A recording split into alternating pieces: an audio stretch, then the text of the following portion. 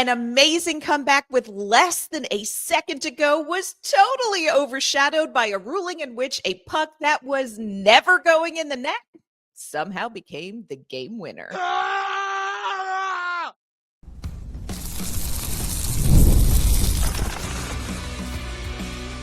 You're Locked On Predators, your daily podcast on the Nashville Predators, part of the Locked On Podcast Network, your team every day. Happy What the Hell is the NHL coming to, everybody. Welcome to the Locked On Predators podcast. Thanks for making us your first listen of the day.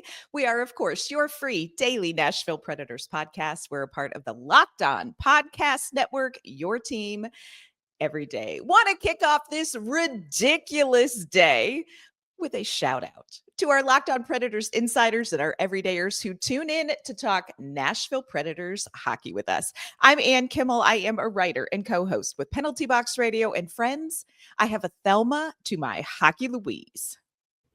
You do. And if ever there were a day for us to just drive off of that cliff, it might be today. I am Emma Lingan, and I'm an NHL reporter and host for the Hockey News. Well, in case you missed it, last night the Nashville Predators lost in overtime by a score of 3-2. This was a game with tons of excitement, but it's the ending we need to discuss. On today's show, we're going to recap last night's game, including our one word to describe whatever the hell that decision was. We are going to review the rules the officials used to end the game. We're going to talk about what we saw on that play. Plus, we are going to focus on the other takeaways from the 60 minutes of hockey we had in regulation. We're going to talk penalties, puck possession, and Steven Stamkos getting off the schneid.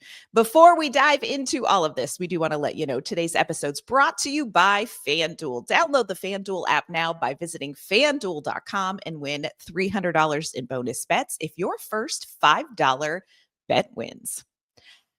All right, Emma, let's just let everybody know we have sound effects today and we will be using them. Because that's basically how we felt watching that game last night. We usually kick off our recap shows with one word, but we're going to dive right in first of all, and let's read the rule from the NHL rulebook, not from AI, but from the rulebook, that tells us what happens in the scenario that unfolded last night in overtime. In the event that the goalpost is displaced, either deliberately or accidentally, intent does not matter, by a defending player prior to the puck crossing the goal line between the normal positions of the goalposts, the referee may award a goal. In order to award a goal in this situation, the goalpost must have been displaced by the actions of a defending player. That happened. The attacking player must have an imminent scoring opportunity prior to the goalpost being displaced. I'll give you that. And it must be determined that the puck would have entered the net between the normal position of the goalposts. Yeah, that's just geometry. If the goalpost is deliberately displaced by a goalkeeper during the course of a breakaway, this wasn't a breakaway situation, a goal will be awarded to the non-offending team. This is one of those situations where, I'm glad I am not a referee. And so I don't want this to be 45 minutes of bashing the refs, because this is a really hard job. And quite frankly, the rule book, this is gray area. There is a little bit of gray area here, but I keep coming back to the word imminent, an imminent scoring chance. Now, did the second shot that Johansson made go in the blue? It did. But how many shots do you get that are imminent? Because the actual imminent shot that he made was not going to go into the goal. It was not going to go into the blue ice. It was not going to count. It was going to come off the backside, the outside of the goal. That is not imminent. So how many shots? I don't know, Emma, it's like, how many licks does it take to get to the center of a Tootsie Pop? Nobody knows. What's up with this call, Emma? Make it make sense. I wish I could. This is where, over in baseball, they're going toward automatic balls and strikes, ABS, the so-called robot umps, and it's like maybe hockey needs to take a look into this, because my goodness, I mean, it is a reminder that human error, it is humans who are refereeing these games. But I agree with you. I think this call does not make sense, especially as a call that decides the outcome of a game. For sure. In For overtime, sure. the game winner. I mean, yes, the net was displaced by Eustace Onanen. Mhm. It had also come off like twice earlier in the period, just FYI. Mhm. It was, but again, if you look at the angle from which the shot was taken, it almost would have hit, as you said, like the backside, maybe even hit the post. It wouldn't have gone in. Like I don't know. It just seems very, very subjective. And I know that there is just by nature some subjectivity to it, like to Mhm. you know, games are officiated, but I just did not agree with that at all. Yeah. That was it does not still make sense to me after diving into the rule book, looking at some other scenarios in which this situation, quote unquote, occurred. I've seen people say, well, the same thing happened in an Anaheim Detroit game at the end of last month. And so I went back and I was like, okay, let me look at that. It's a similar situation in that Gibson, the goal was dislodged by the goaltender. And remember, intent doesn't matter. Doesn't matter whether they intended to or not. The bottom line is the goal was dislodged. Chris Kreider was awarded a goal after Andrew Gibson, after Gibson knocked the net off. But here's the difference. That puck was going to go into the net. That goal was going to be scored. The puck was going in the blue ice. It's even color coded. This is color coded, friends. So similar situation, but also geometrically speaking, not similar situation. You know, I I have always questions. I always wondered, in high school, we had to take geometry, and I was like, when am I ever going to need this? Like, why didn't they teach me how to do taxes or something useful? Well, Well, because we I have have Spencer Spencer, Stas. right? I have him to do that for me. But in general, it's like, Yeah. why are we learning about shapes? Now I know. Now we Now I know. know. Now we And know. maybe these referees should go back to my high school geometry teacher, Miss Beezer, and she can give them a lesson, because yeah, Yeah. that's just straight geometry. It's not Yeah. going in. Mr. Black would like a word. My high school geometry teacher, he would like a word. Uh, and here's let me just say this, because we know you and I know we've been around the block. We know what the comments are going to be. Homers, two women who don't know hockey. Okay, first of all, we don't get paid more or less whether Nashville wins or loses. Like we don't get paid. It's not based on their record, and thank God for that. Second of all, if you're going to come here and you're going to say these two women don't know anything about hockey, I would ask you to submit your resume and we'll compare. So let's just get that out of the way. We'll just get that out of the way because we know that's coming. Also, interestingly, I went over to our great friend Seth Topol. He hosts the Locked On Wild podcast. Great host if you're looking for another Locked On show. And he does a postcast, and thought, I'm going to hear his take on this, because like, it's not making sense to me. Seth is like, yeah, that's not a goal. If you look online, there is controversy. There is a goal. There isn't a goal. Ultimately, this call went to Toronto, and Toronto opted to do nothing and say, yes, call it a goal. It's so unfortunate that a game is decided in this way, with this many questions surrounding it, with teams that are divisional rivals in one of the most competitive divisions in the entire league. But they're not shiny. These aren't two shiny teams. So maybe it's And not worth their time. it's November 4th. I mean, division races have not Yeah. even been remotely decided yet. So I think that's where you do have to wonder, oh, if it was April 4th, would this be a little different? Maybe they treat it a little differently. I don't know, just speculation. Yeah. But I agree. It is incredibly unfortunate to see a game end this way. Yes, we're not the only ones who thought so. Michael McCarron shared his thoughts after the game. This is what Michael McCarron had to say. Yeah, I mean, Juice sliding over to make a save on the one tee, and the net clearly comes off. I don't know how the ref can stand there with a straight face and call it a goal, and then they call Toronto and they still decide to call it a goal. I mean, I'm dumbfounded. I feel like we got screwed tonight. I don't know how they can call that a goal, really. I mean, we outplayed the other team quite a bit tonight. I think we had our A game. We were going, found a way to score at the end there late. Unfortunately, we weren't able to, hit them where it hurts early in the second period, middle second period, where we were all over them. I think that's really where we got to have that killer instinct to put them away in that second period, and then it comes down to that, which is unfortunate. I don't still understand. I'd love to hear some more clarification on that, how the NHL can think that's a goal. Unfortunate. We played our butts off tonight, and I think we deserve better. We will be starting a GoFundMe page if Michael McCarron is fined by the NHL for saying what he said. He said what he said. And friends, that's a lot more mild than what Andrew Brunette said on the bench in real time. My goodness. I just have to give credit to Macker there for the amount of restraint that he showed. He was choosing his words extremely carefully. And he wanted to say some other things. He did. And I give him credit for not saying those things, but just know we were all thinking them.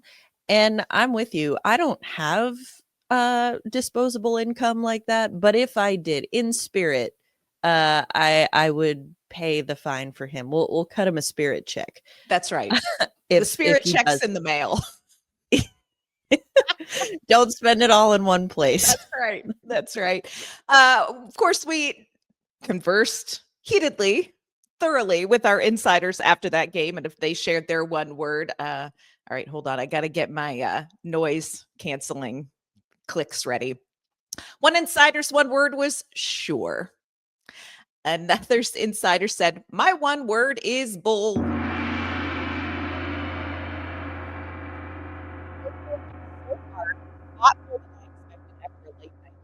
Just for overtime to end that way just feels rude.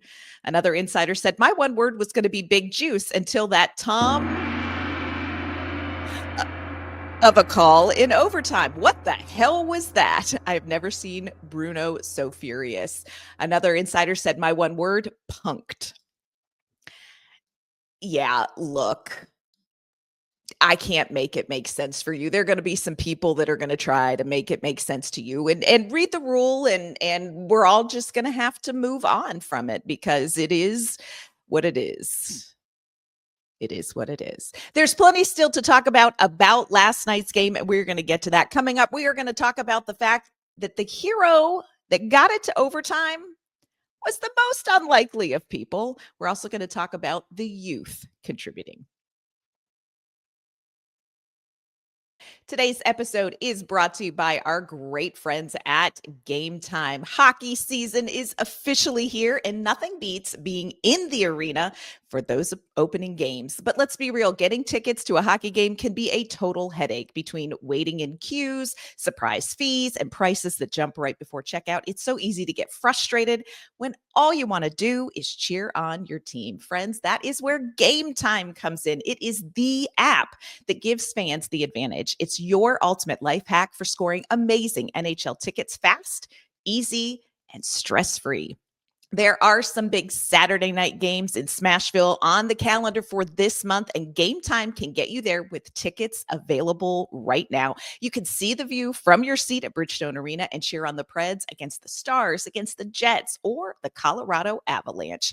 So take the guesswork out of buying NHL tickets with Game Time. Download the Game Time app, create an account, and use our code LOCKEDON NHL for $20 off your first purchase.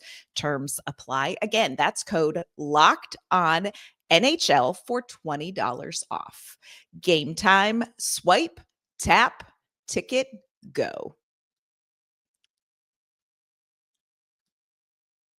All right, Emma, we're going to turn the page because that's what we do. And talk about how the Predators got to overtime. And here is what I will say. In watching that game, I was feeling very frustrated because here is what's real. Nashville dominated that game. And we've talked about on the podcast, we want to see 60 minutes. We want to see 60 minutes from this team. And we saw 60 minutes from this team, but it was 0.3 seconds that really mattered.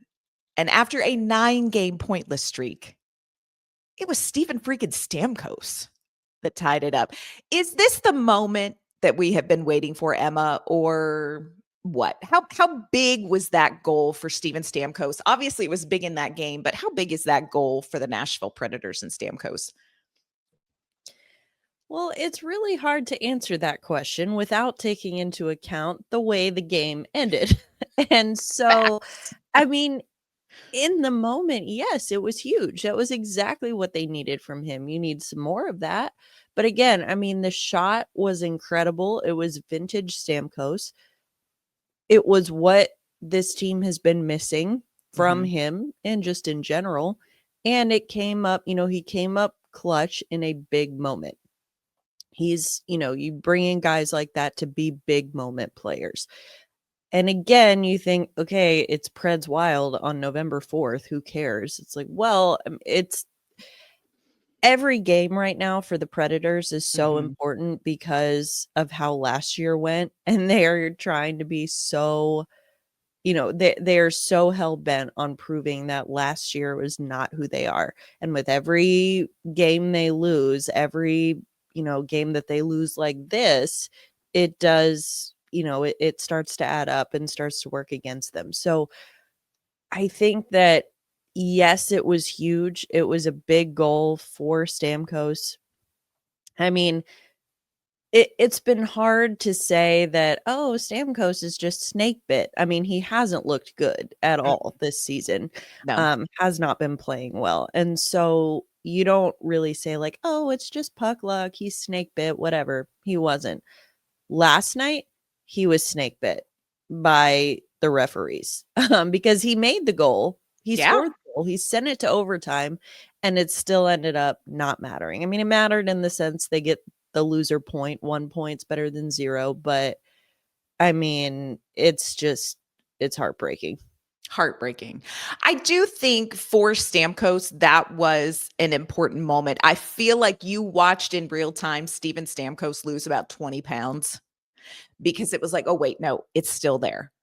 I still got it. Like, I'm still the Fonz. I still got it. And I also think it's important that it was Steven Stamkos in the sense that there aren't a ton of other players that are going to get that shot off that fast and that hard to get it in the back of the net in enough time to actually tie that up. So I do think that it mattered. Now, what do we do from here? Is this like, oh, okay, Steven Stamkos is cured? Because he's had the disease this season. Is he cured? We don't know. But I do think there is something mentally about, okay, wait, there it is. That's who I was. Now, is it still who I am? Let's find out. So I do think that it was important that it was Stamkos. It's important that he found the back of the net. It's important that it was Stamkos that shot it to get it in there in time. Because again, 0.3 seconds left. 0.3 seconds left. Also, I think we need to give a shout out when we're talking about that game tying goal to Nick Blankenburg. because there was such a flurry, and let me give credit to all of the other Predators. There was such a flurry to get that puck as time is winding down. And quite frankly, I'm already typing my "we lost" notes because, you got 10 seconds left. This is not going to happen.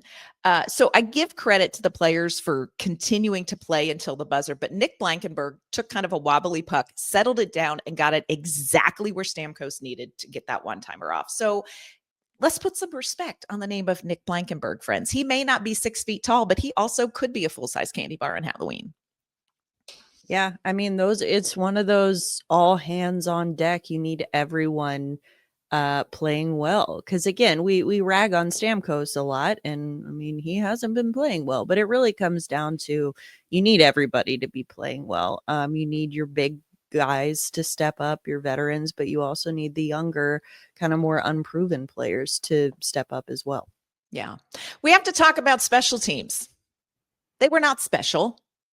It did not feel special. Do you know how Minnesota won this game? They won this game because Nashville committed penalties. That's how Minnesota won this game. This game technically should not have even gone to overtime. But Nashville handed the Wild power play opportunities, and the Wild went 2 for 3 on the power play. Again, if I'm Cole Smith and I'm sitting at home with my arm in a sling or whatever sort of contraption he has on, I would even use my non-dominant hand to make a tally mark for every power play goal scored against the Nashville Predators in my absence. And then I would count up the tally marks. And for every tally mark, I would ask for $250,000 more on my contract, because this power play or the penalty kill has fallen apart these last couple games, fallen apart. It's so bad. I mean, the special teams, it's special in the way that I call my dog special when she's being weird, when she's acting stupid. I'm like, you're so special. Yeah. That is how I feel about the Predator special teams. It's like, you're not weird, you're special. No, it's just bad. It's so bad. Yeah. The penalty kill has fallen apart. And at first, you want to think against Vancouver on Monday, you're like, well, all right, it was a first game without Smith. Maybe they just, they got rattled, but they'll get back to it. Nope. So bad. So bad. And the penalties, again, this is not a new problem for them. The committing the penalties is not a new problem, but they got bailed out so much by the penalty kill being as good as it was. So it's like, okay, still don't want to take these penalties, but it's not as much of a disaster because we have this really strong PK unit coming in. Okay, now it's a disaster. Now it's getting to the point where it's like any stick penalty seems like automatic goal for the other team. And as you said, that's kind of what it came down to in this game. And you really, I mean, again, it ultimately comes down to the call at the end in overtime, which really shouldn't have been a goal. But again, the whole reason that they got to that point, that they weren't able to put it away earlier, kind of alluding to what McCarron said. It's like, we didn't hit them where it hurts in the second period. I mean, they had the opportunities and they squandered them. So you really, I mean, I would love to see the penalty kill get better. That would be nice, or at least get back to where it was. But ultimately, you just want to see fewer dumb penalties like that. Yeah. And it's tough. Like, I try to have some grace for the penalties, which normally I do not. But look, the Predators, they have had a packed schedule. They don't have a lot of time for rest. They are fighting some fatigue, even though it's early in the season, because of the way that their schedule is compressed, especially with the Global Series coming up. And when you are fatigued, you tend to use your stick instead of using your skates. And that's just what happens when you're tired, but you just can't do it. You just can't do it. You cannot play and try to interrupt a play from behind. You got to skate, move your feet. Spencer Stastny it, move your feet. Golly, yeah. And go ahead.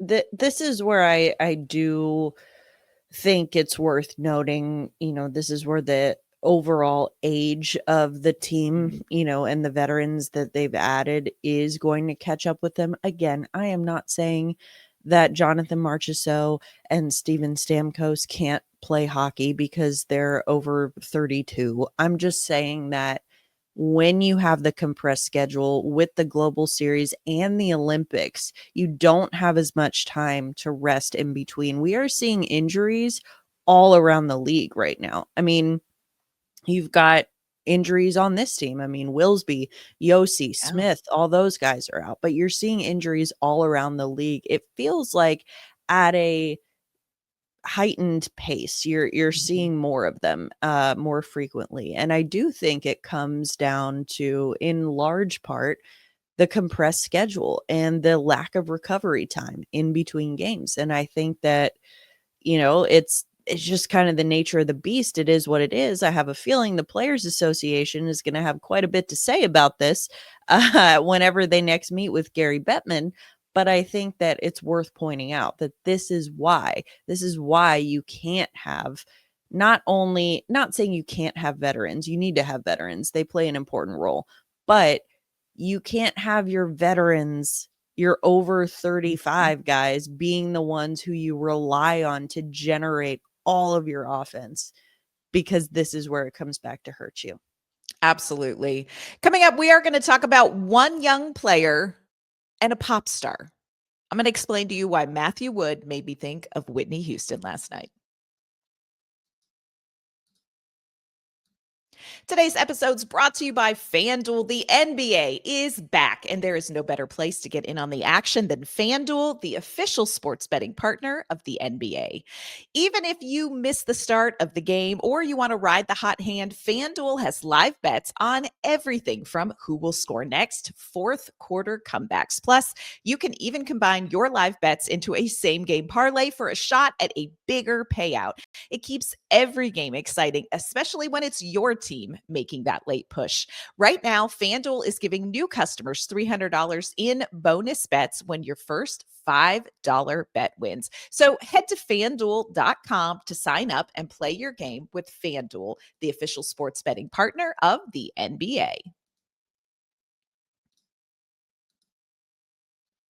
All right, Emma. Now, I would not want everybody to have access to the texts that you and I exchange during games, etc., because we speak our own language, and it would probably alarm people. Not the bad language, but you know what I'm saying. We have our own perspective on things. But I did text Emma last night, and I said, Matthew Wood makes me want to sing Whitney Houston because she had that great hit, I Believe the Children Are Our Future. Teach them well and let them lead the way. Friends, Matthew Wood is the Whitney Houston of this team right now. He is on a 4-game point streak. He has looked incredible. And with what you were just saying, Emma, there are plenty of teams that are trying to figure out this veteran youth balance, that are trying to do a rebuild or a build or whatever that team GM wants to call it. But you see it being led more by the younger players, and the veterans are support. And the opposite happens here in Nashville. But I see Matthew Wood. Matthew Wood, I see you.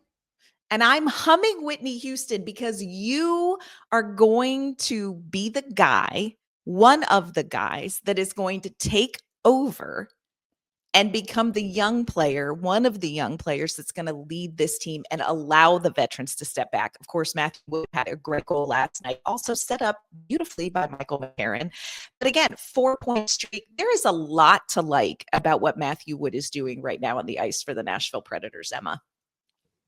Yeah, and I just do think it is worth reiterating that is a successful roster construction, is when you have your young players leading the way and the veterans are there for support and to be your safety net and to bail you out when because young players are going to make young player mistakes, and they're going to have, that learning curve, and that's fine. That should happen. That's when the veterans step in. But the way this team is constructed, it is relying on the veterans to do everything. Yes. And that, again, to my earlier point, is not going to be a recipe for success, especially in such a weird year with a compressed schedule. Now, regarding Wood, I think he has looked fantastic. I will also throw in Ozzy Weisblatt into Let's that. go. If we're talking about children being the future, Ozzy Weisblatt, while a child, has been fantastic. Now, Gosh, not in the yes. same way as Matthew Wood. I honestly think, I mean, I do think that Weisblatt fits so perfectly on that fourth line. Mhm. But I almost think that he has more skill to give, like more skill to offer. Kind of like a Zach LaRue, who was called up yesterday, by the way, but we Mhm. didn't get to see him in the lineup. So I'll be interested to see how those guys look, theoretically, if they play together, if Tyson Jost is scratched now, because he had been filling in for Cole Smith on the fourth line. But now, seeing those guys together, those young players, the Woods, the LaRues, the Weisblatts, those guys are the ones who I think have been the most exciting to watch. Yes. And it's like, oh, just let them fly. Just let them fly. Let them go. And, you're seeing that a little bit. Matthew Wood looks so much more confident with the puck Yes. than he did last year. And honestly, last year, he didn't look like he panicked really at all. It wasn't like, oh, God, what do I do? But I mean, you could tell he was new. He had just come from college. Like he, was probably just coming from the frat house and didn't really I know don't what he think was he doing. went to a frat house. You see No, Matthew but Wood? I don't think Matthew Wood did the frat house. no, The the hockey library, house. probably. Yeah. Well, I think the point is, I think that he looks so confident for a first year player. I mean, technically second year, but first full year. He's a rookie. He looks so confident out there, and it is infectious, I think, when you see a player out there, he's using his size, he's battling for pucks, but then he also just has a tremendous hockey IQ. He knows right where to get the puck and when. And I think that that's going to be an X factor for this team this year. And honestly, I'll be honest with you, I did not expect to say prior to this season that Matthew Wood's performance would be an X factor for this Mhm. team. And that's no disrespect to him. It's just he was kind of a bubble, is he even going to make the roster kind of guy, just because he's so young. But I mean, Look I at him. think that look at him go. Look at him go. The thing that I love when it comes to what we're seeing currently from Matthew Wood, and again, growth is not linear. So I'm not putting the hopes of the entire Predators nation on Matthew Wood's shoulders. But what I like about what we're seeing from him is that he's doing the things that fans have been screaming for on a cellular level. Shoot the puck, go to the net. You're seeing him just sort of do those things, and it's very encouraging to see it. He also, I was thinking about this last night. He is baby bear and Goldilocks in the sense that he is just right. He doesn't try to do too much.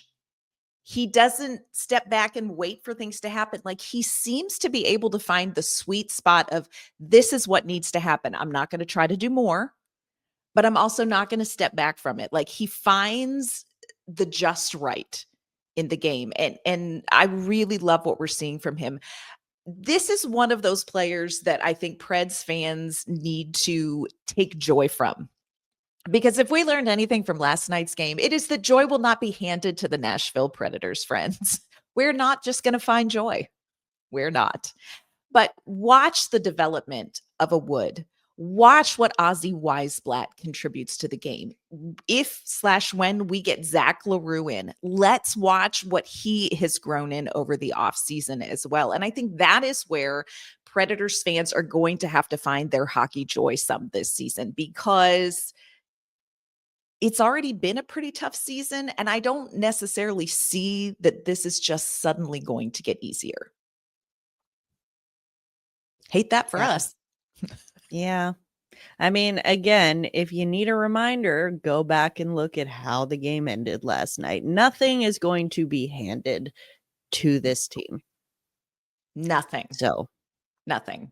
And it's frustrating. Like I look at last night's game and I'm so frustrated because like in the first period, they generated 6 high danger chances, scored.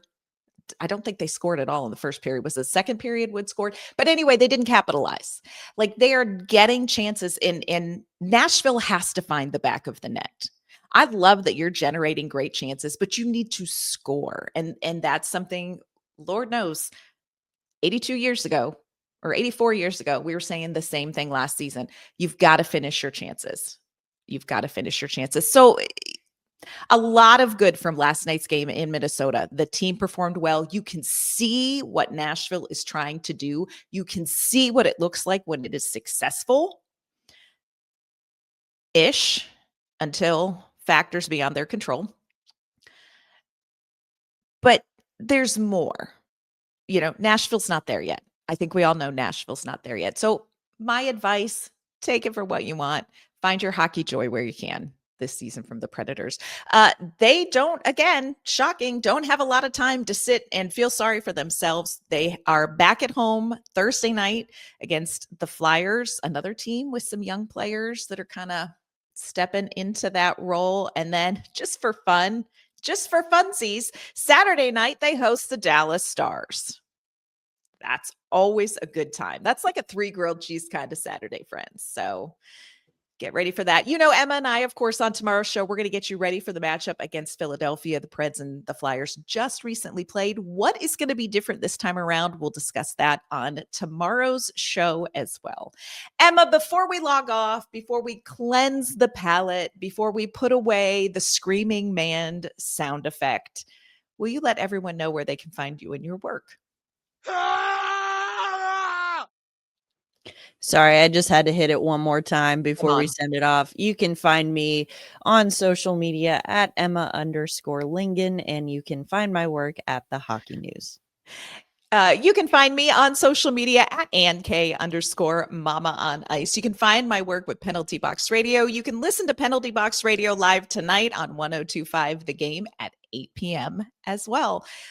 Friends, take a deep breath. It's a new day. Yep. Find your inner screaming man sound effect and play it once, and then let's all move on. Look, we're going to be okay. We hope that you guys take that deep breath. We hope you have a great Wednesday. You know, we'll be back here on tomorrow's show to preview the Philadelphia game. We'll see you then.